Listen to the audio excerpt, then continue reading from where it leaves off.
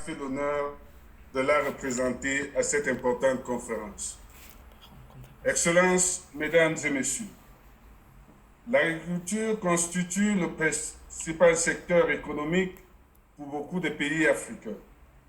Tous les pays confondus, l'agriculture représente 30% du PIB du continent et environ 30% des pays en Afrique et contribue à environ 60% des emplois. Et cette contribution pourrait être plus élevée si nous considérons l'ensemble du système agroalimentaire. La dernière édition de l'État de la sécurité alimentaire et de la nutrition dans le monde, produite en 2020 par l'Organisation mondiale de l'agriculture et de l'alimentation, indique que le nombre de personnes souffrant de la sous-alimentation chronique continue d'augmenter en Afrique, atteignant 250 millions de personnes en 2019, soit près d'un cinquième de la population.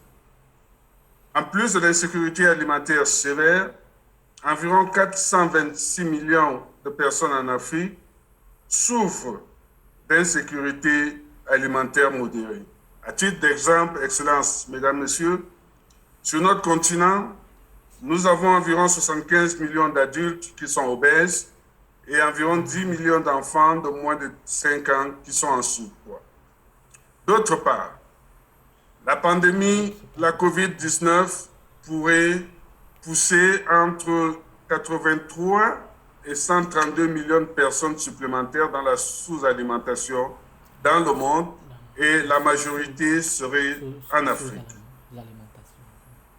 Excellences, Mesdames et Messieurs, la production céréalière totale en Afrique devrait atteindre 199 millions de tonnes en 2021 contre 193 millions de tonnes en 2020, ce qui est supérieur à la moyenne des 5 dernières années, mais en baisse de 10 millions de tonnes par rapport à 2018.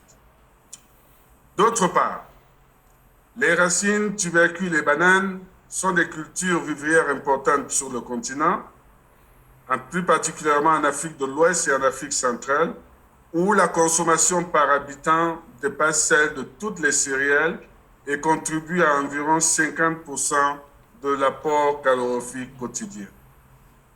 La croissance de la production en racines, tubercules et bananes a été particulièrement forte en Afrique, passant de 59 millions de tonnes au début des années 60 à 350 millions de tonnes pour la période 2016-2018. Les 2 tiers de cette augmentation étant constitués de manioc et de l'igname, avec le manioc à lui seul représentant une augmentation de 138 millions de tonnes, soit près de la moitié.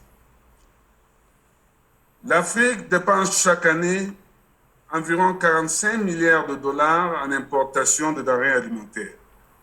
Ce chiffre pourrait atteindre 110 milliards en 2025. Le riz, aliment de base de nombreuses populations à travers l'Afrique, est le premier produit alimentaire importé sur le continent. En 2020-2021, les importations de riz devraient progresser de 20% en Guinée, de 16% au Mali, 14% au Sénégal et environ 4% au Burkina Faso. Excellences, Mesdames, Messieurs, bien que l'Afrique possède des terres arables, 60% des terres arabes du monde, ainsi que d'importantes façades maritimes et une grande variété de territoires agricoles, pastoraux et halieutiques, la participation du continent à la production agricole mondiale demeure faible. En raison des défis multiples, le secteur agricole ne parvient pas à jouer le rôle positif attendu, c'est-à-dire transformer les économies des pays de la région en assurant par exemple la sécurité alimentaire, en créant des emplois et en réduisant la pauvreté.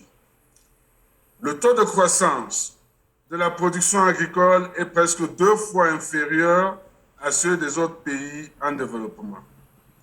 Ces résultats modestes sont en grande partie liées à la faible utilisation des engrais et des semences améliorées, la dégradation des terres, au manque de mécanisation et des systèmes de rééducation, au réchauffement climatique et à la forte vulnérabilité aux crises telles que l'invasion des criquets pérélins, la chenille légionnaire d'automne, la peste des petits ruminants, la peste porcine africaine et la maladie de Newcastle, pour ne citer que ceux-là.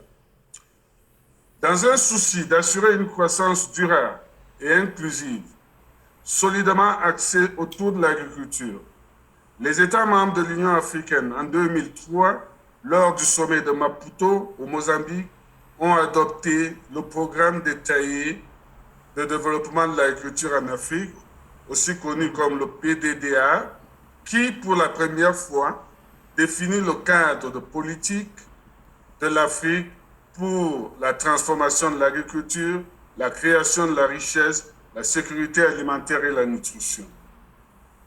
La déclaration s'inscrivant dans la même dynamique de Maputo, la déclaration de Malabo en 2014 réaffirme la décision d'accroître l'investissement en agriculture, au moins 10% des budgets nationaux, atteindre une croissance annuelle du secteur agricole d'environ 6%, et en plus, la déclaration de Malabo établit d'ambitieux objectifs d'ici 2025, que sont l'éradication de la faim et de la malnutrition, la diminution de la pauvreté de moitié, tripler le commerce intra-régional et renforcer la résilience des paysans. Cependant, à mi-parcours, la deuxième revue biennale indique que seuls 4 pays sur 49 sont en voie d'atteindre les objectifs globaux en matière de la déclaration de Malabo. Toutefois, malgré ces résultats en demi-teinte et considérant la période de 15 ans, c'est-à-dire celle d'après l'avènement du PDDA, l'indice de production agricole est passé d'une moyenne de 76 à une moyenne de 114, selon l'IFPRI. Il est donc évident que ce programme a insufflé une nouvelle dynamique à la production agricole à travers le continent. De plus, selon des prévisions de l'OCDE et de la FAO, l'avenir du secteur agricole africain s'annonce relativement prometteur.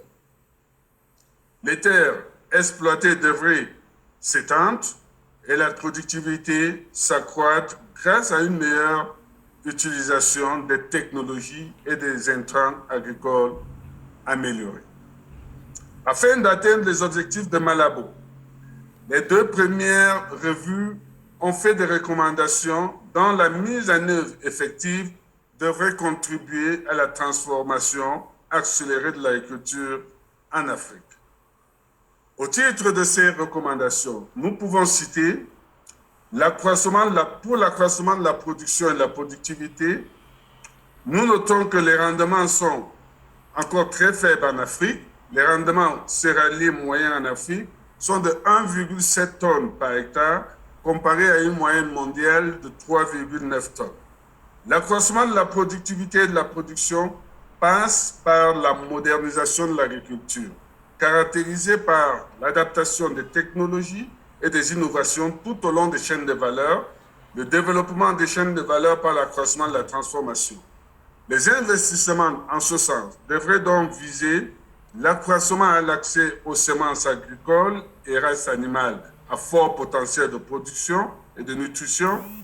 Nous parlons ici des semences biofortifiées, des semences résistantes aux maladies et au stress hydrique.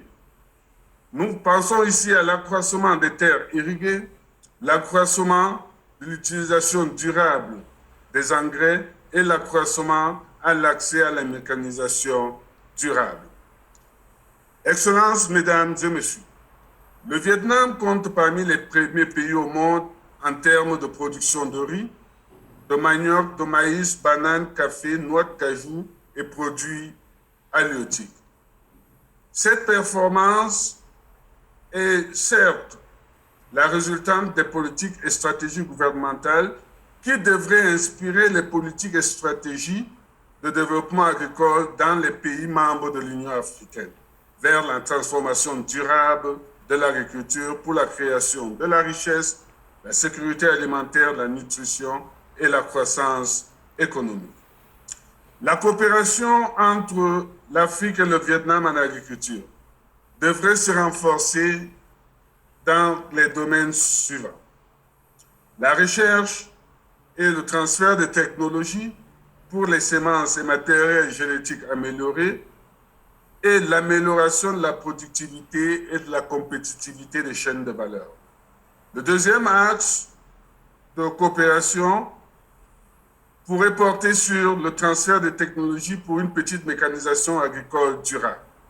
En effet, en Afrique, environ 70% d'agriculteurs utilisent encore des outils manuels pour les différents travaux tout au long de la chaîne de valeur agricole. Cette utilisation est très discriminante et cette situation devrait être corrigée car des données récentes montrent que les femmes représentant environ 70% de la main-d'œuvre africaine, elles sont responsables de la transformation des produits agricoles et jouent un rôle central dans la sécurité alimentaire. Et cependant, elles utilisent 5 fois moins de mécanisation que les hommes. Donc, c'est une situation qu'il faudrait corriger et nous pensons qu'à travers cette coopération, transfert de technologies pour la petite mécanisation, les femmes pourraient plus avoir accès à la mécanisation agricole. Le troisième axe de coopération pourrait porter sur la digitalisation de l'agriculture en Afrique. Excellences, Mesdames, Messieurs, la moyenne d'âge des agriculteurs en Afrique est d'environ 50-55 ans et 70% de la population a moins de 35 ans. Entre 10 et 12 millions de jeunes entrent chaque année dans le marché du travail. La digitalisation de l'agriculture est une opportunité pour l'Afrique de tirer parti de sa jeunesse. Cependant, les technologies numériques modifient rapidement le paysage de l'emploi agricole, créant des emplois qui nécessitent un nouvel ensemble de compétences et qui sont plus rentables et attrayantes pour les jeunes. Le quatrième axe de coopération porterait sur le secteur des pêches et de l'aquaculture. Donc, l'Afrique possède un large potentiel non encore exploité et qui lui aussi pourrait bénéficier de l'expérience du Vietnam. Excellences, Mesdames et Messieurs, la Commission de l'Union africaine, afin d'accompagner les États membres à développer des politiques et des stratégies pour la transformation des systèmes alimentaires en Afrique, et pour le vœu de renforcer la coopération entre l'Afrique et le Vietnam, puisse s'articuler autour de cette politique pour plus de cohérence dans nos actions et pour plus d'impact dans les différents indicateurs de sécurité alimentaire et de développement économique. Nous souhaitons donc, au moment de clore notre entente, que la coopération Vietnam-Afrique en agriculture puisse s'articuler autour du programme continental qui est le programme détaillé de développement de l'agriculture en Afrique. Je vous remercie pour votre aimable attention.